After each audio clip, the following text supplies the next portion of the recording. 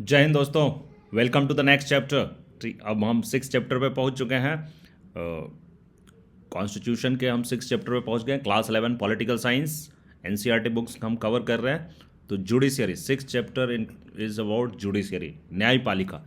And न्यायपालिका हम जानते हैं हमारे देश में, हमें थोड़ा सा तो आइडिया है, हम सभी को है कि किसी भी देश में, हमारे ही देश में नहीं, किसी भी देश में न्यायपालिका का रोल बहुत ही इंपॉर्टेंट होता है दोस्तों। You all understand the role of न्यायपालिका। Judiciary is very important. And अभी हम देखते हैं कि समझते हैं कि जुडिशियरी हमारे देश में किस तरीके से काम कर रही है। तो फर्स्ट ऑफ ऑल इस चैप्टर में हम देखते हैं कि जो हमारे देश में है, courts are seen only as arbitrators, है ना, in disputes between individual and private parties many times. मतलब आमतौर पे लोगों को लगता है कि न्यायालय का जो काम है सिर्फ व्यक्तियों या निजी संस्थानों की आपसी विवादों को सुलझाना, है ना। सो वो बेसिकली लगता है कि बस एक आर्बिट्रेटर है और वो डिस्प्यूट रेजोल्यूशन करता है इंडिविजुअल्स में और दो प्राइवेट पार्टीज़ में। But judiciary perform some political functions also. तो न्यायपालिका जो है वो सिर्फ इतना ही नहीं करती है दोस्तों, वो राजनीतिक कार्यों को भी करती है, पॉलिटिकल फंक्शंस भी करती है। Judiciary is an important organ of the government, और सरकार का एक बहुत ही इंपॉर्टेंट अंग है ना। The supreme court of India is in fact one of the very powerful courts in the world. तो जो भारत में जो सुप्रीम कोर्ट है, सर्वोच्च न्यायालय है, वो भारत का जो सर्वोच्च न्यायालय है वो बहुत ही पावरफुल कोर्ट है ना, as compare to other courts of the world. So मतलब दुनिया के जो अपने अपने देश में, दुनिया के जो अन्य विभिन्न देशों में जो कोर्ट्स है, उनके जो सुप्रीम कोर्ट है, उनके जो हेड कोर्ट है या सबसे टॉप लेवल के जो उनके कोर्ट है, सर्वोच्च न्यायालय है, उनके पावर्स को अगर देखा जाए कि उनके पावर्स का प्राधिकार क्या है, लिमिटेशंस क्या है एंड जुरिस्डिक्शन क्या है, and if you compare that with the Indian supreme court के जो पावर्स क्या है, लिमिटेशंस क्या है, जुरिस्डिक्शन क्या है, so then you will realise कि Indian supreme court, the supreme court of India is actually very powerful court in the world. तो ये दुनिया के अन्य न्यायालयों से, विश्व के बाकी न्यायालयों से ये बहुत ही शक्तिशाली न्यायालय है। राइट फ्रॉम 1950, ठीक है, the judiciary has played an important role in interpreting and in protecting the constitution. तो स्टार्ट से ही हम देख रहे हैं कि 1950 से जुडिशियरी का जो रोल है वो बहुत ही इंपॉर्टेंट रहा है इन इंटरप्रेटिंग एंड प्रोटेक्टिंग। संविधान को इंटरप्रेट करना, संविधान की समक्ष रखना, व्याख्या करना, और इन प्रोटेक्शन और संविधान की संरक्षण में, इन दोनों चीज़ों में अगर हम देखेंगे तो हमारी जो न्यायपालिका है उसका बहुत ही इम्पॉर्टेंट, महत्वपूर्ण भूमिका रही है।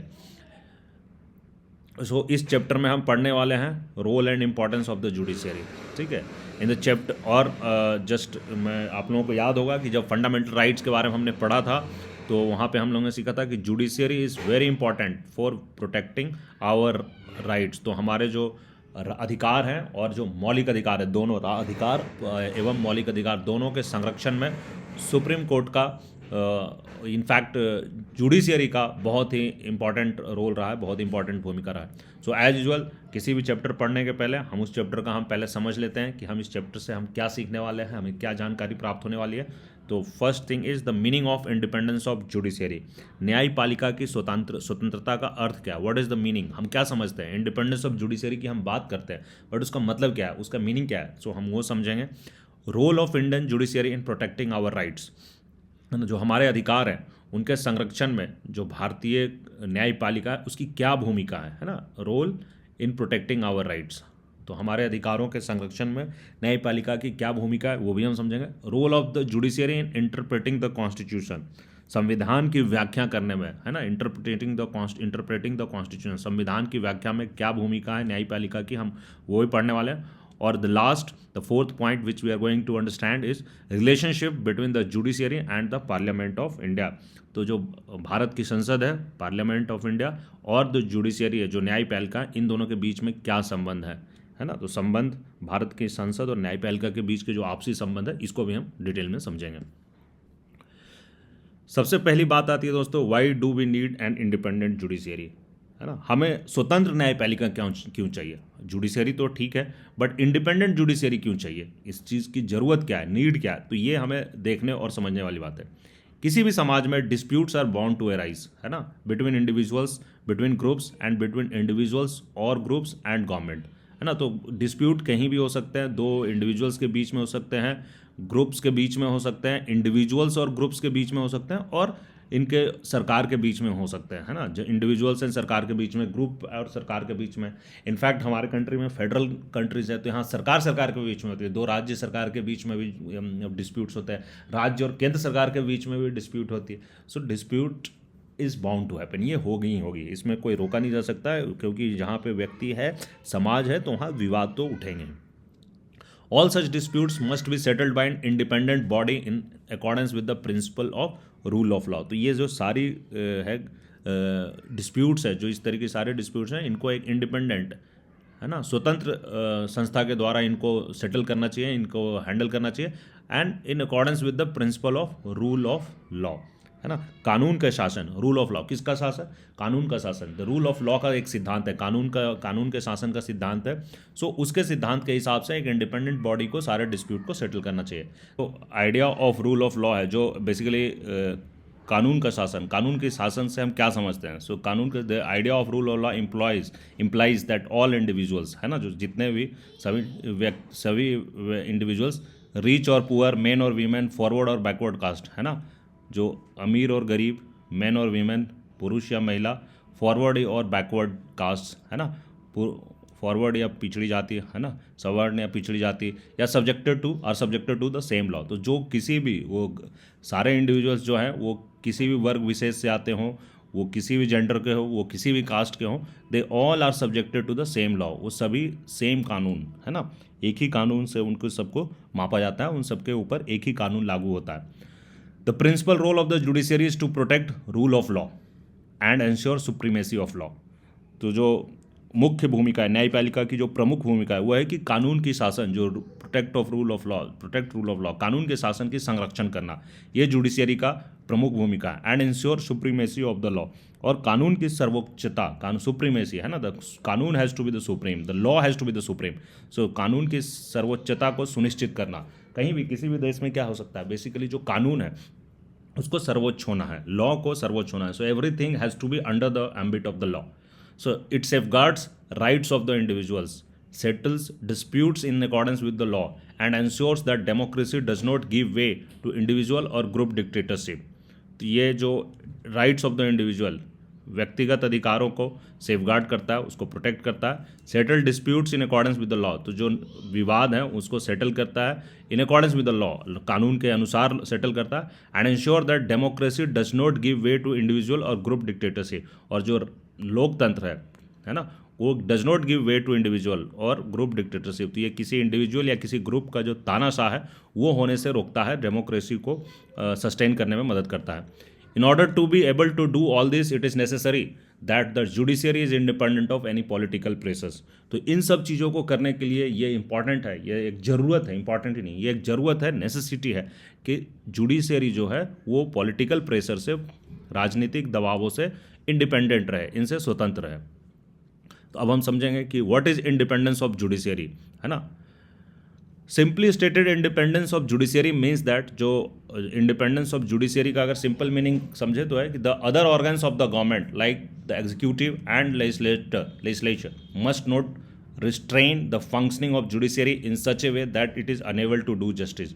तो जो इसका सबसे पहला मीनिंग हम समझते हैं इंडिपेंडेंस ऑफ जुडिशरी, न्यायपालिका की स्वतंत्रता का जो सबसे फर्स्ट मीनिंग हम समझ रहे हैं कि इसका ये है कि जो सरकार के अन्य अंग है ना, क्या है अन्य अंग, हम जानते हैं एग्जीक्यूटिव है और लेजिस्लेचर है।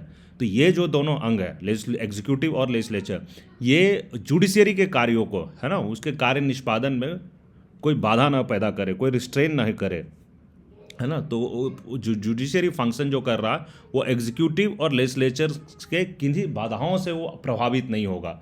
सो ऐसा ना करे कि एग्जीक्यूटिव जो है और लेजिस्लेचर जुडिशरी को बाधा पहुंचा के उसको अपना जस्टिस देने का ही काम करने में मुसीबत पैदा कर दे, तो enable to do justice, judiciary justice ही नहीं दे पा रही है। सो ऐसा नहीं कर पाना, this is the first thing. Independence of judiciary मतलब कि एग्जीक्यूटिव और लेजिस्लेचर है, कोई बाधा नहीं पहुंचाएगी जुडिशरी के अपने कामों में, जुडिशरी को अपने जस्टिस देने के कार्य में। The other organs of the government should not interfere with the decision of the judiciary. दूसरी बात कि जो अन्य अंग हैं सरकार के, है ना, अदर ऑर्गन्स, उनको जुडिशरी के जो डिसीजंस है, जो इनके फैसले हैं, है ना, उस फैसलों के जो निर्णय हैं उसके बीच में हस्तक्षेप भी नहीं कर सकता है। पहला क्या है कि वो restrain must not restrain the functioning, उनके कार्यों में, जुडिशरी के कार्यों में कोई बाधा नहीं पहुंचा सकता। दूसरा क्या है कि जो जुडिशरी के फैसले हैं, जो उनके निर्णय है, उसमें कोई हस्तक्षेप नहीं कर सकता, इंटरफेरेंस नहीं कर सकता। जजेस must be able to perform their functions without fear और फेवर। और जो न्यायाधीश है ना, वो बिना भय या भेदभाव, फियर और फेवर, विदाउट फियर और फेवर, वो अपने कार्यों को, कर्तव्यों को करने में, निर्वहन करने में वो आराम से कर सकते हैं। ठीक है, तो जजेस वो ऐसा होने चाहिए कि उनका ऐसा इन्वायरमेंट ऐसा सुटेबल होना चाहिए, ऐसे कंड्यूसिव होने चाहिए कि जज जो है वो कि बिना किसी भय के या बिना किसी भेदभाव के वो अपना फैसला सुनिश्चित कर सके, वो अपना कार्य कर सके। और तो ये अगर तीन चीज़ें हैं तो ये जुडिशरी का इंडिपेंडेंस का सिंपल मीनिंग जो है यही है। सरल शब्दों में हम इसी को कह सकते हैं कि this is what we mean by independence of judiciary. Independence of judiciary does not imply arbitrariness और एब्सेंस ऑफ अकाउंटेबिलिटी, है ना। तो न्यायपालिका का जो इंडिपेंडेंस है, स्वतंत्रता है, इसका ये मतलब नहीं है कि उत्तरदायित्व का अभाव, एब्सेंस ऑफ अकाउंटेबिलिटी, ऐसा भी नहीं है। और स्वेच्छाचारिता, आर्बिट्रेरीनेस भी नहीं है कि जुडिशरी कुछ भी अपने आप से किए जा रही है, ये आर्बिट्रेरीनेस भी नहीं है। और एब्सेंस ऑफ अकाउंटेबिलिटी, जो अकाउंटेबिलिटी है, उत्तरदायित्व का अभाव है, ये भी नहीं है। Judiciary is a part of the democratic political structure of the country. Judiciary जो है वो, judiciary is the part of the democratic political structure, है ना। जुडिशरी क्या है? डेमोक्रेटिक पॉलिटिकल स्ट्रक्चर, जो लोकतांत्रिक राजनीतिक संरचना है, डेमोक्रेटिक पॉलिटिकल स्ट्रक्चर जो लोकतांत्रिक राजनीतिक संरचना उसका एक हिस्सा है ना। It is therefore accountable to the constitution. तो इस कारण से ये क्या है, देश का जो लोकतंत्र है, बेसिकली संविधान है, उसके प्रति उसका उत्तरदायित्व बनता है। टू द डेमोक्रेटिक ट्रेडिशंस, है ना। तो संविधान के प्रति अकाउंटेबिलिटी है, संविधान के प्रति अकाउंटेबिलिटी है। डेमोक्रेटिक ट्रेडिशंस, जो हमारे लोकतांत्रिक परंपराएं हैं, उनके प्रति भी उनकी जवाबदेही है। And to the people of the country, और जनता के प्रति भी, देश की जनता के प्रति भी उनकी अकाउंटेबिलिटी, उनकी जवाबदेही है।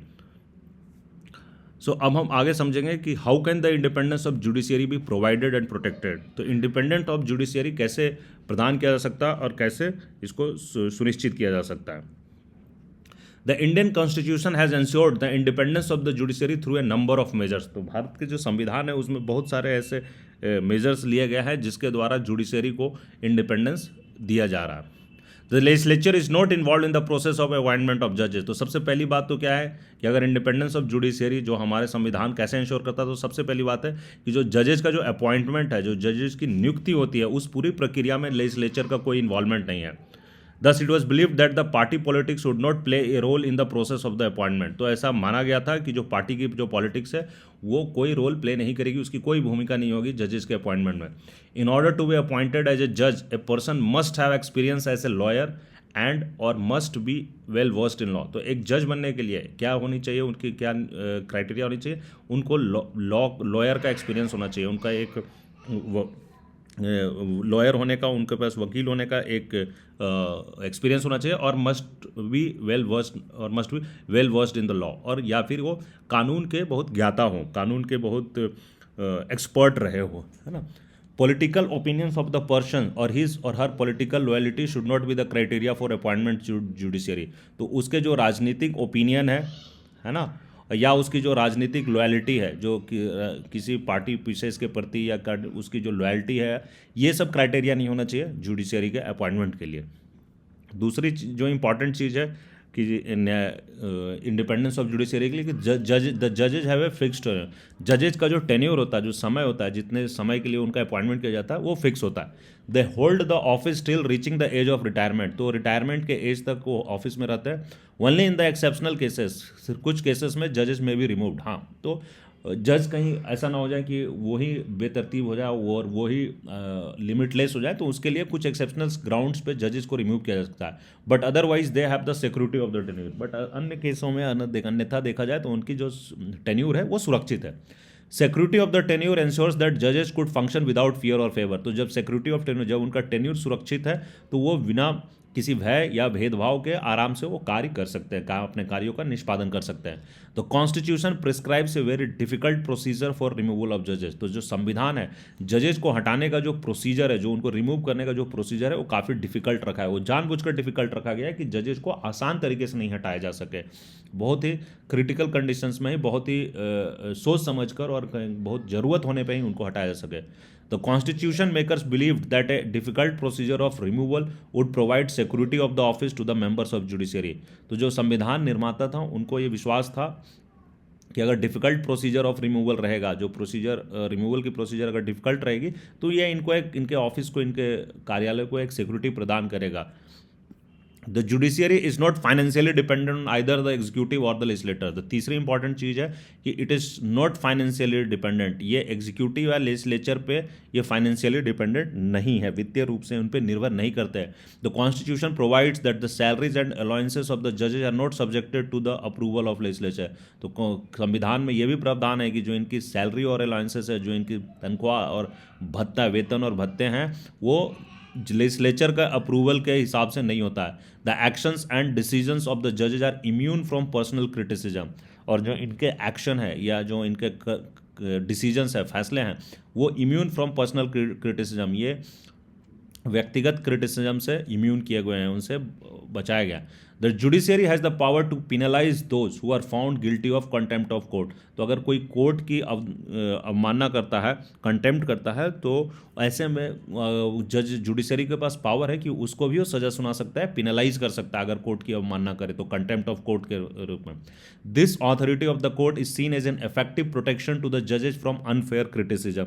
तो ये जो है, ये देखा जाता है कि ये जो पावर दिया गया, इससे ये बहुत ही इफेक्टिव है, प्रभावशाली तरीके से जजेज को अगर अनफेयर क्रिटिसिज्म, उनकी जो ज़रूरत नहीं है, ऐसे ही बेतरतीब, बिना हिसाब किताब, अनफेयर जो क्रिटिसिज्म अगर हो रही है, तो उनसे उनको सुरक्षित करता है, संरक्षित करता है। The parliament can not discuss the conduct of जजेस except when the proceedings to remove ए जज इज बीइंग कैरिड आउट। जो संविधान के पास, पार्लियामेंट के पास, संसद के पास भी ये पावर नहीं है। Parliament can not discuss the conduct of जजेस। जो जजेस का कंडक्ट है उसको पार्लियामेंट डिस्कस नहीं कर सकता है। सिर्फ कब करेगा? एक एक्सेप्शन है। एक एक्सेप्शन कब है? कि जब जज को रिमूव करने की बात हो रही है। ऑफकोर्स जज की रिमूव करने की बात हो रही है, तो जजेस की रिमूवल कैसे होती है? जजेस की removal, high court, supreme court के जजेस की रिमूवल एक स्पेशल मेजोरिटी के थ्रू पार्लियामेंट में पारित किया जाता है। दोनों राज्यों में, दोनों सदनों में अलग अलग तरीके से पारित की जाती है। तो वहाँ पे जब पार्लियामेंट किसी जज के रिमूवल की बात कर रहा है, तो उस समय तो वो जजेस की कंडक्ट को ऑफ कोर्स डिस्कस करेगा, तो वो एक एक्सेप्शन है। Other than that, if it is not a case of removal of a जज, conduct of judges cannot be discussed in the parliament. This gives the judiciary independence to adjudicate without fear of being criticized, है ना। तो इससे न्यायपालिका को आलोचना से, भय से विमुक्त होकर, उनसे बिना डरे हुए, without fear of being criticize, किसी आलोचना का भय नहीं है, उससे भय से बाहर होकर वो आराम से निर्णय दे सकते हैं, अपना इंडिपेंडेंटली वो अपना डिसीजन दे सकते हैं। नेक्स्ट टॉपिक है अपॉइंटमेंट ऑफ जजेज। न्यायाधीशों की जो नियुक्ति है वो कैसे होती है, तो अब हम इस टॉपिक पर पता है। द अपॉइंटमेंट ऑफ जजेज has never been free from political controversy. न्यायाधीशों की जो नियुक्ति है दोस्तों, वो कभी भी राजनीतिक रूप से निर्विवाद नहीं रही है, इसमें पॉलिटिकल कंट्रोवर्सी होती रही है। It is part of the political process, क्योंकि ये एक राजनीतिक प्रक्रिया का हिस्सा है। It makes a difference who serves in the supreme court and high court, A difference in how the constitution is interpreted. तो ये एक इंपॉर्टेंट चीज़ है कि जो सुप्रीम कोर्ट या हाई कोर्ट में, है ना, कौन सर्व कर रहा, किस तरह के जज हैं सुप्रीम कोर्ट में, ये इनसे फ़र्क पड़ता है कि संविधान की व्याख्या कैसे की जाएगी। ये सुप्रीम कोर्ट में या हाई कोर्ट में किस तरह के जजें हैं, किस विचारधारा की जजें हैं, उनका उस हिसाब से उनकी व्याख्या होगी संविधान की। और इस कारण से ये फ़र्क पड़ जाता है कि सुप्रीम कोर्ट का जज एंड हाई कोर्ट के मेंबर्स कौन कौन हैं।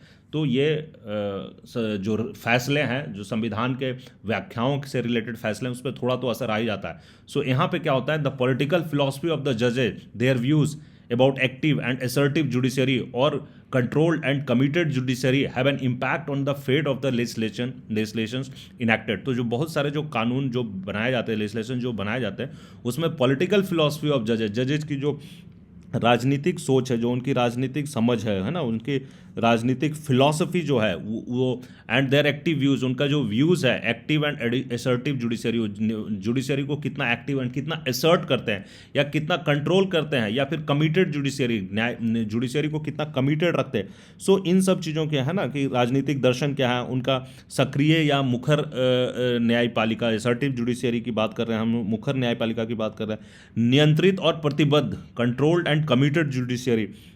सो इन सब चीज़ों से प्रभाव पड़ जाता है, जो कानून इनैक्ट किए गए हैं इन पे प्रभाव पड़ता है। कैसे प्रभाव पड़ता है? जब ये कानून की अगर सुप्रीम कोर्ट में जाता है चेक करने के लिए कि whether this act is void और नॉट, ये प्रभावी होगा या नहीं होगा, इसको निरस्त किया जाए नहीं किया जाए, ये कानून के दायरे के अनुसार है या नहीं है, तो ऑल दिस जजमेंट में ये सुप्रीम कोर्ट के मेंबर्स की क्या विचारधारा है, उनकी क्या दर्शन है, इन सब चीज़ों पे वो उनका आउटकम डिपेंड करता है। Council of ministers, governors and chief ministers and chief justice of India all influence the process of judicial appointment. तो जो जुडिशियल अपॉइंटमेंट है, जो जजेस की न्यायिक नियुक्तियां हैं, उसमें कौन कौन से लोगों का इम्पैक्ट है? उसमें काउंसिल ऑफ मिनिस्टर, जो मंत्रिपरिषद के लोग हैं, जो गवर्नर्स है, राज्यों के जो राज्यपाल है, चीफ मिनिस्टर्स हैं, मुख्यमंत्री, और जो चीफ जस्टिस ऑफ इंडिया है, जो भारत के सर्वोच्च न्यायाधीश हैं, इन सब इन्फ्लुएंस करते हैं। जो जुडिशियल अपॉइंटमेंट का प्रोसीजर है, ये सब इन्फ्लुएंस करते हैं। So as far as the appointment of chief justice of India is concern, over the years a convention had developed whereby the senior most judge of the supreme court was appointed as the chief justice of india। so generally एक ऐसा convention है भारत में, एक मान लिया गया है, एक ऐसी चल रही है कि जो भी जो सीनियर मोस्ट जज होगा ना सुप्रीम कोर्ट का, जो सुप्रीम कोर्ट का उस समय जो भी सीनियर मोस्ट जज होता है, उसको ही हम चीफ जस्टिस ऑफ इंडिया, है ना, भारत का सर्वोच्च न्यायाधीश के रूप में नियुक्त करते हैं। बट ये कन्वेंशन भी 2 बार तोड़ी गई थी। 1973 में, 1973 में N Ray was appointed chief justice superseding 3 senior जजेज। तो एन रे, जो जस्टिस एन रे को अपॉइंट किया गया था चीफ जस्टिस ऑफ इंडिया, 3 जजेस को ओवरटेक करके उन्होंने वो सीनियरिटी के लिस्ट में चौथे नंबर पे थे, बट उसके बाद में उनको चीफ जस्टिस ऑफ इंडिया 1973 में उनको बनाया गया था। अगेन जस्टिस एम एच बाग, 1975 में फिर दोबारा हुआ कि जस्टिस एम एच बाग थे, उनको अपॉइंट किया गया था। एक जस्टिस एच आर खन्ना थे, उनको सीनियरिटी से, वो जस्टिस एच आर खन्ना से वो सेकंड नंबर पे आ रहे थे। जस्टिस एच आर खन्ना उनसे आगे थे सीनियरिटी में, बट उनको ओवरटेक करके, उनको सुपरसीड करके जस्टिस एम एच बाग को बनाया गया। सो ऐसे 2 बार ऐसे हुए हैं कि एक जो सुप्रीम कोर्ट के जज जो बने हैं, जो चीफ जस्टिस ऑफ इंडिया बने हैं, वो सीनियर मोस्ट जज नहीं थे, वो सीनियरिटी में थोड़ा पीछे होते हुए भी उनको बनाया गया जजेस। तो ऐसी घटनाएं भारत में 2 बार हो चुकी है। द अदर जजेज of the supreme court and high courts are appointed by the president after consulting the CJI. तो जो बाकी के न्यायाधीश हैं, उनके सुप्रीम कोर्ट और हाई कोर्ट के जो अन्य न्यायाधीश हैं, उनका राष्ट्रपति के द्वारा उनका अपॉइंटमेंट किया जाता है, बट राष्ट्रपति अपनी मर्जी से नहीं कर सकता है, कंसल्टेशन लेना पड़ता है। चीफ जस्टिस ऑफ इंडिया का कंसल्टेशन है, भारत के सर्वोच्च न्यायाधीश का, जो कंसल्टेशन के बाद ही, उनके सलाह के बाद ही किया जाता है। This in fact mean that the final decision in the matter of appointment rested with the council of minister. What then was the status of consultation with chief justice, है ना। सो अब हमें ऐसा लग रहा कि बेसिकली जो ये नियुक्तियां हैं, इसमें जो पावर्स हैं, जो अपॉइंटमेंट में जो पावर्स है, वो काउंसिल ऑफ मिनिस्टर के पास है, क्योंकि प्रेसिडेंट कैसे एक्ट करेगा? President will act on aid an advice of council of minister, है ना। प्रेसिडेंट, हमने पढ़ा है कि president is bound to act on aid and advice of council minister. तो काउंसिल ऑफ मिनिस्टर के सलाह पे ही काम करता है। तो अगर प्रेसिडेंट अपॉइंटमेंट करेगा तो काउंसिल ऑफ मिनिस्टर के पास पावर आ गया, इनडायरेक्टली देखा जाए तो। फिर जो कंसल्टिंग सीजीआई, जो यहाँ पे मैं बता रहा हूँ कि वो चीफ जस्टिस ऑफ इंडिया का सलाह लेना है, उसका क्या महत्व है, उसकी क्या पोजीशन है भाई, उसका क्या स्टेटस है, तो हम समझते हैं इन बातों को। This matter came up before the supreme court again and again between 1982 and 1998।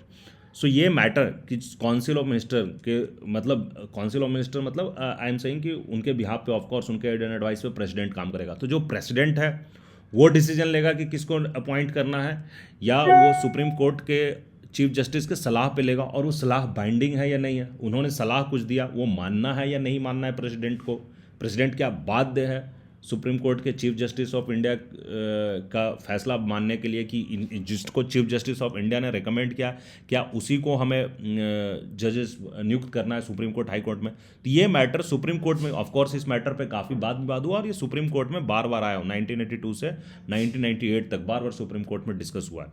Initially the court felt that the role of chief justice was purely consultative. तो इनिशियली स्टार्टिंग में ऐसा कोर्ट को लगा कि जो चीफ जस्टिस है, जो मुख्य न्यायाधीश है भारत के, उनका जो रोल है वो सिर्फ सलाह देने तक ही है, purely consultative. Then it took the view that the opinion of the chief justice must be followed by the president. बाद में उसने ऐसा व्यू लिया, उनका अपना ऐसा विचार है, ओपिनियन है कोर्ट का, कि सुप्रीम कोर्ट का ओपिनियन है कि जो चीफ जस्टिस है उसका जो ओपिनियन होगा, है ना, must be followed by the president. तो इसका इंपॉर्टेंस क्या है कि ये प्रेसिडेंट के ऊपर बाध्य है, प्रेसिडेंट को मानना ही मानना है।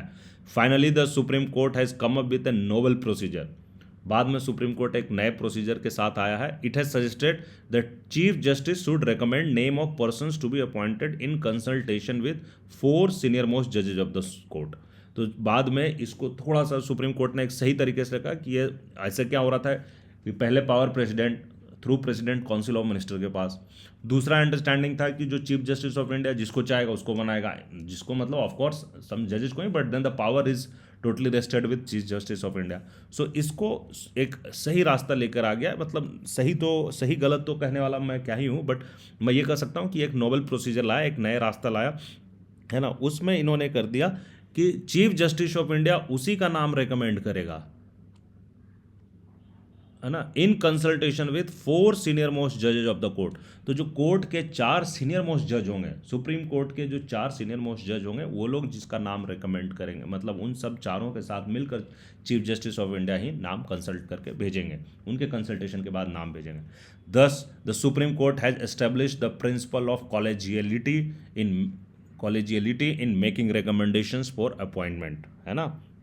तो सामूहिकता का सिद्धांत, principle of collegiality. So now there is a collegiate decision, वो किसी एक व्यक्ति का डिसीजन नहीं है, सामूहिक डिसीजन है। कितने? सुप्रीम कोर्ट के 4 सीनियर मोस्ट जज डिसाइड कर रहे हैं। तो सुप्रीम कोर्ट ने सामूहिकता का सिद्धांत, प्रिंसिपल ऑफ कॉलेजियलिटी को एस्टैब्लिश कर दिया कि अपॉइंटमेंट्स के, इनके जो अपॉइंटमेंट, उनकी जो नियुक्तियां होगी, उसका रिकमेंडेशन एक कॉलेजिएट के थ्रू किया जाएगा, और वो कॉलेजिएट में कौन होंगे? 4 सीनियर मोस्ट जजेज of the court. At the moment, therefore, in matters of appointment, the decision of the group of senior most judges of the Supreme Court carries greater weight, है ना। तो जो अभी आज के डेट में ही फॉलो किया जा रहा है। Thus, in matters of appointment to the judiciary, the Supreme Court and Council of Ministers play an important role। तो जुडिशरी के अपॉइंटमेंट के मैटर में सुप्रीम कोर्ट और काउंसिल ऑफ मिनिस्टर बहुत ही इंपॉर्टेंट भूमिका निभाते हैं। अब हम आते हैं रिमूवल ऑफ जजेज, न्यायाधीशों को पद से हटाया कैसे जाता है। तो द रिमूवल ऑफ जजेज of the supreme court and high court is also extremely difficult, है ना। इनको अपने पद से पदच्युत करना, इनको पदों से हटाना बहुत ही डिफिकल्ट है, एक्सट्रीमली डिफिकल्ट है। ए रीजन ऑफ द जज ऑफ द सुप्रीम कोर्ट और high court can be removed only on the grounds of proven misbehaviour और इनकैपेसिटी। इनको सिर्फ 2 ग्राउंड पे हटाया जा सकता है ना। एक सुप्रीम कोर्ट और हाई कोर्ट के जज को सिर्फ 2 कारणों से, सिर्फ 2 ग्राउंड पे हटाया जा सकता है। एक, कदाचार साबित होने पे अथवा अयोग्यता, है ना, प्रूवन मिसबिहेवियर, उनका कदाचार, उनका मिसबिहेवियर प्रूव्ड हो गया, और उनकी इनकैपेसिटी, अगर उनकी अयोग्यता साबित हो जाती है, तब इस 2 ग्राउंड पे ही उनको जजेस को हटाया जाता है। तो उसके बाद क्या होता है, हटाने की प्रक्रिया कैसे है? A motion containing the charges against the जज must be approved by special majority in both the houses of the parliament. तो एक मोशन लाया जाता है containing the charges against the जज, उस जज के अगेंस्ट जो भी चार्ज है ना, उस जज के अगेंस्ट जो भी आरोप हुए हैं, वो उसके साथ एक मोशन लाया जाता है, एंड वो एक स्पेशल मेजोरिटी के द्वारा दोनों हाउस सदनों में, है ना, नॉर्मल मेजोरिटी नहीं, स्पेशल मेजोरिटी के द्वारा दोनों सदनों में, पार्लियामेंट के दोनों सदनों द्वारा पारित होना चाहिए। सो आपको याद होना चाहिए कि स्पेशल मेजोरिटी का क्या मतलब है, ठीक है। 2/3 मेजोरिटी है ना, and at least the quorum of 50% of the total house of the total membership of the house, that should be maintained. So it is clear from this procedure that removal of a judge is very difficult procedure, and unless there is a general consensus among the members of the parliament, a judge cannot be removed. तो ये इतना difficult procedure है कि ये जज को remove तभी किया जा सकता है कि जब सारे मेंबर्स में ऑलमोस्ट कंसेंसस है, जब लोग एक सामूहिक एक्सेप्टेंस है कि हाँ इस जज को हटाना चाहिए। It should also be noted that while in making appointment the executive plays a crucial role, the legislatures has the power of the removal. तो जब उनके अपॉइंटमेंट की बात होती है जजेस की, तो वहाँ पे एग्जीक्यूटिव का एक इंपॉर्टेंट भूमिका है, क्रूशियल रोल है, बट जब उनकी रिमूवल की बात होती है तो वहाँ पे पावर लेजिस्लेचर के हाथों में चला जाता है। Legislature has the power of removal. So this has ensured both balance of power and independence of judiciary. तो इससे क्या है, बैलेंस ऑफ पावर है, जो शक्ति का एक अच्छे तरीके से संतुलन किया गया है, और उसके साथ साथ जुडिशियरी को इंडिपेंडेंट, न्यायपालिका को इंडिपेंडेंस भी रखा गया है। So far, only one case of removal of a judge of Supreme Court came up for consideration before Parliament. In that case, though the motion got 2/3 majority, it did not have the support of the majority of the total strength of the House, and therefore judge was not removed. Next is structure of the judiciary, है ना, जो judiciary है, न्यायपालिका है, उसकी संरचना क्या है। So the constitution of India provides for a single integrated judicial system. जो भारत का संविधान है वो एकीकृत न्यायिक व्यवस्था की स्थापना करता है, integrated, single integrated judicial system, है ना, तो एक एकीकृत न्यायिक सिस्टम का स्थापना करता है। This means that unlike some other federal countries of the world, India does not have a separate state court. So बहुत सारे जो फेडरल कंट्रीज है, जो बहुत सारे संघवाद को मानने वाले जो देश हैं, उन सब देशों में सेपरेट स्टेट के सेपरेट कोर्ट्स होते हैं, but India does not have separate state court है। हाँ, स्टेट्स का अपना सेपरेट कोर्ट सिस्टम नहीं है।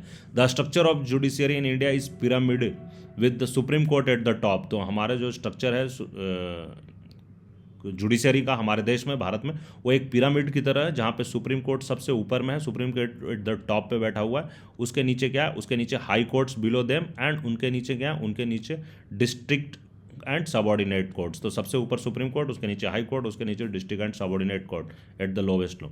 तो हम ये डायग्राम जो नीचे उसमें देखते हैं, the lower court functions under the direct superintendence of the higher court. तो जो लोअर कोर्ट्स हैं वो जो हाई कोर्ट है ना, जो ऊपर कोर्ट है, high court and high court जो है वो बेसिकली सुप्रीम कोर्ट के अंडर, तो ये एक सुप्रीम उसके देख रेख में सारे काम करते हैं। सो लाइक सबसे ऊपर सुप्रीम कोर्ट है, सुप्रीम कोर्ट के नीचे हाई कोर्ट है, हाई कोर्ट के नीचे डिस्ट्रिक्ट कोर्ट है, और डिस्ट्रिक्ट कोर्ट के नीचे सबऑर्डिनेट कोर्ट है, और सब एक दूसरे को एक चेन के हिसाब से एक बने हुए हैं। सुप्रीम सबऑर्डिनेट कोर्ट के ऊपर डिस्ट्रिक्ट कोर्ट का सुपरविजन होता है, डिस्ट्रिक्ट कोर्ट के ऊपर हाई कोर्ट का सुपरविजन होता है, और हाई कोर्ट के ऊपर सुप्रीम कोर्ट का सुपरविजन होता है।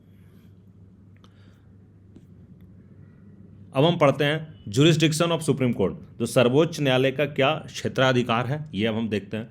The supreme court of India is one of the very powerful courts anywhere in the world. ये चैप्टर के स्टार्ट में मैंने बताया था कि विश्व के सभी न्यायालयों में सुप्रीम कोर्ट ऑफ इंडिया, जो भारत का सुप्रीम कोर्ट है, वो बहुत ही शक्तिशाली कोर्ट है। However it functions with in the limitations imposed bye the constitution.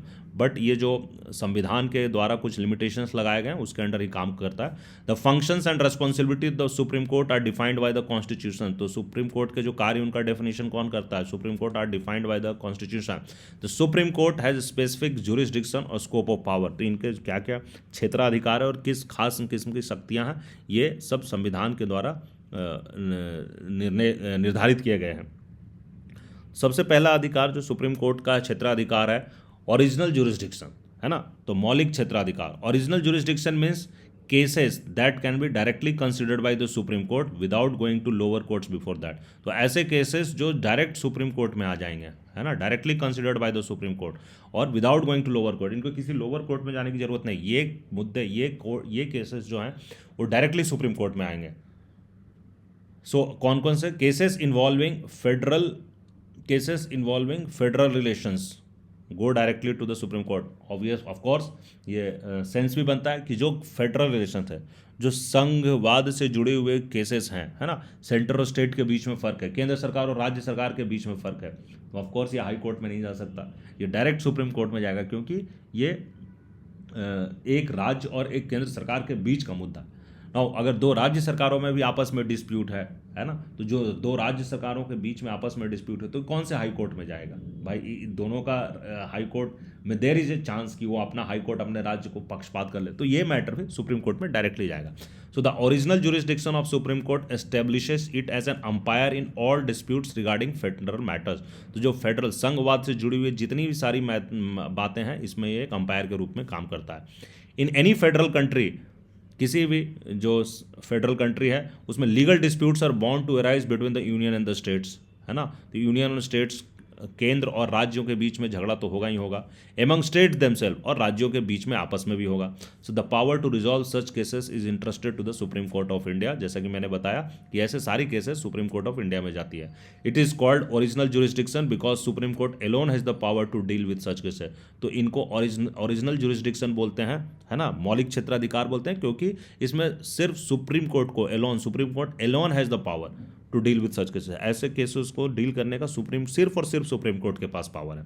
Neither the high courts nor the lower courts can deal with cases. In this capacity supreme court not just settle disputes but also interprets the power of union and state government and as laid down in the constitution. तो ऐसे cases जब आते हैं तो जो powers है union, केंद्र सरकार, और जो राज्य सरकार के जो पावर्स है, उनकी जो शक्तियाँ, उसकी व्याख्या भी सुप्रीम कोर्ट इन केसेस में करता है। सो इसलिए ये बहुत इंपॉर्टेंट है और ये सुप्रीम कोर्ट में जाता है।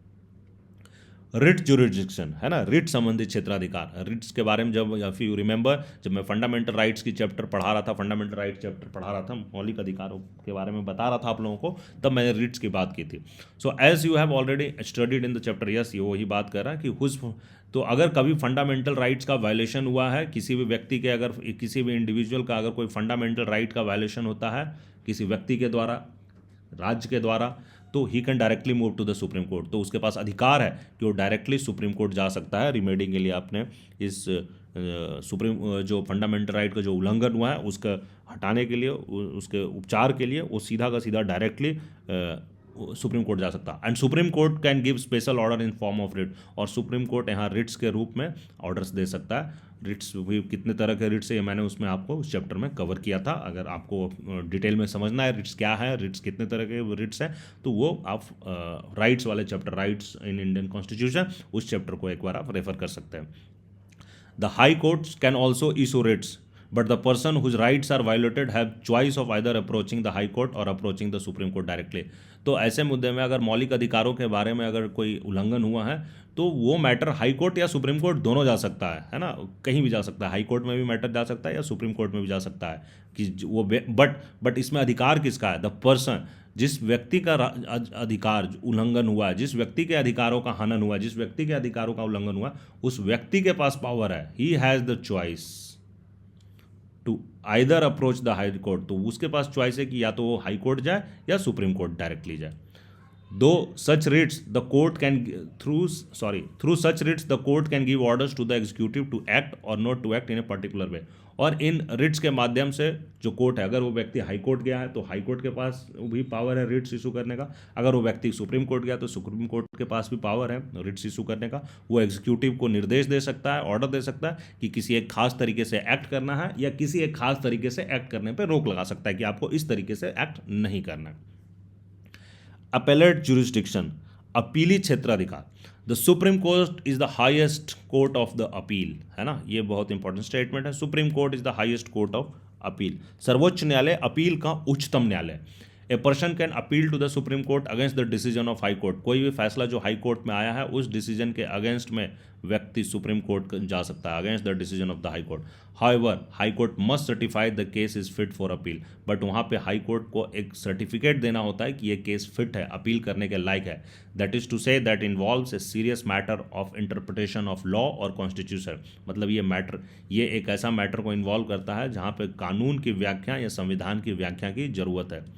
इन एडिशन, इसको छोड़कर, मतलब आगे की हम बात करते हैं। In criminal cases if the lower court has sentenced a person to death then an appeal can be made to high court और सुप्रीम कोर्ट। अगर कोई लोअर कोर्ट में किसी व्यक्ति को मृत्युदंड मिल चुका है ना, तो वो व्यक्ति अपील कर सकता है, हाई कोर्ट में भी अपील कर सकता है, मृत्युदंड को सुप्रीम कोर्ट में भी अपील किया जा सकता है। Of course the supreme court holds the power to decide whether to admit appeals even when the appeal is not allowed by high court.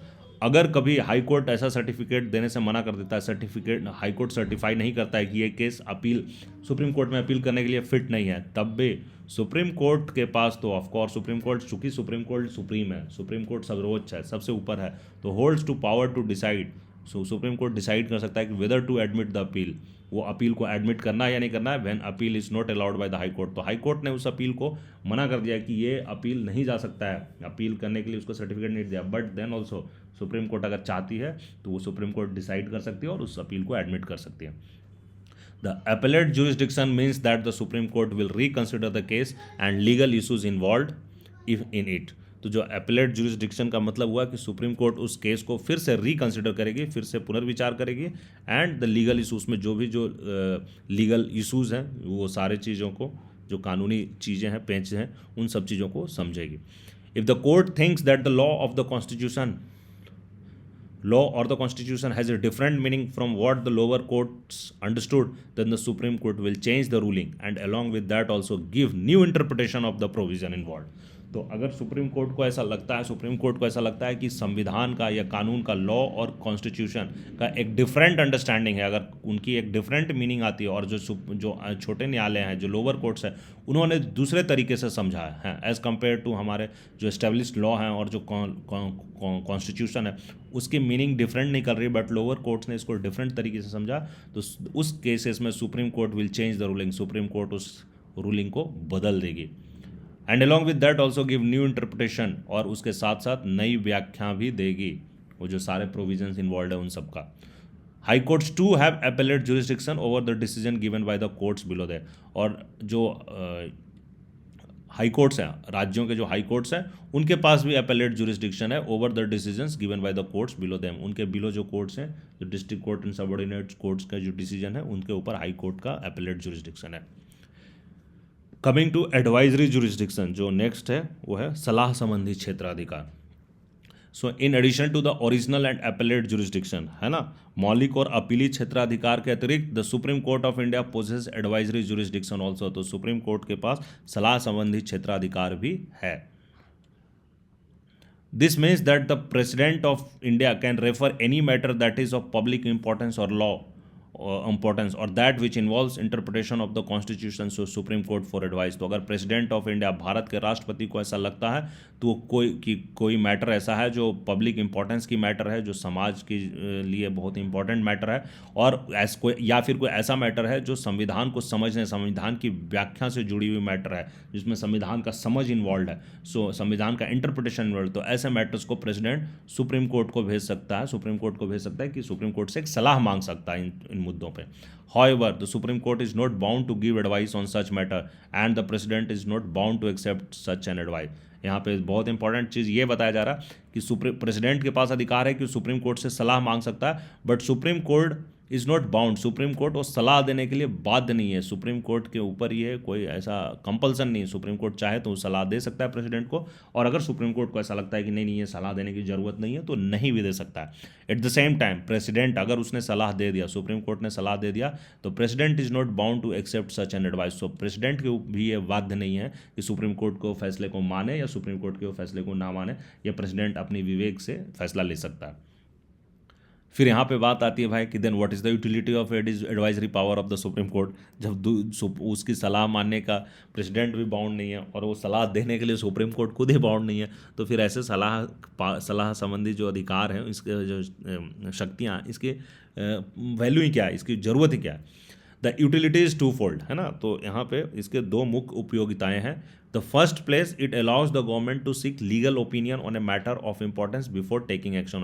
तो एक तो ये सरकार को एक अपॉर्चुनिटी देता है, अलाउ करता है कि लीगल ओपिनियन लेने का, सरकार इससे एक लीगल ओपिनियन ले सकती है. कोई भी मैटर जो बहुत इंपॉर्टेंस है, पब्लिक इंपॉर्टेंस है, या कोई बहुत इंपॉर्टेंट मैटर है, संविधान के किसी इंटरप्रिटेशन से जुड़ी हुई कोई मैटर है, तो उस पर सरकार को एक लीगल ओपिनियन ऑब्टेन करने का एक अपॉर्चुनिटी देता है. सो ये बाद में अननेसेसरी लिटिगेशन को बचाएगा कि अगर पहले ही सरकार समझ गई कि यार सुप्रीम कोर्ट इसमें क्या समझ रखता है, तो सरकार या तो समझ जाएगी कि यार भाई ये सुप्रीम कोर्ट का समझ ही है, तो सरकार उस हिसाब से अपने आप को थोड़ा सा डिसीजन को मोल्ड कर लेगी या उस लाइन पे चली जाएगी.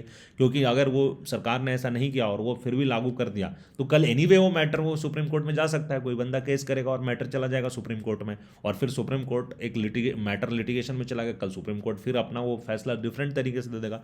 तो ये सरकार को जहाँ पर ऐसा लगता है कि ये एक लिटिगेशन रिलेटेड इशू हो सकती है, मैटर ऑफ पब्लिक इंपॉर्टेंस है या matter of interpretation of constitution है, तो एक पहले से ही ओपिनियन ले लेती है और उसके बाद वो सोच समझ के कानून या कोई एक्शन लेती है. Secondly, in the light of the advice of the supreme court that government can make suitable changes in its actions और लेजिस्लेशन। और दूसरा कि सुप्रीम कोर्ट के और सुप्रीम को एडवाइस जब मिल जाता है तो कानूनी तरीके से सरकार जो है वो थोड़ा ज़्यादा सजग हो जाती है, ज़्यादा समझ हो जाता है सरकार को, तो सुप्रीम कोर्ट उस हिसाब से सुटेबल चेंजेस कर सकता है। वो अपने एक्शन या अपने जो लेजिस्लेशन, जो उसके कार्य है या जो उसके लेजिस्लेशन है, कानून है, उसमें वो कुछ संशोधन ला सकता है, कुछ बदलाव ला सकता है, कुछ सुटेबल चेंज ला सकता है, सो दैट ये मैटर इजली एमिकेबली रिजॉल्व हो जाए।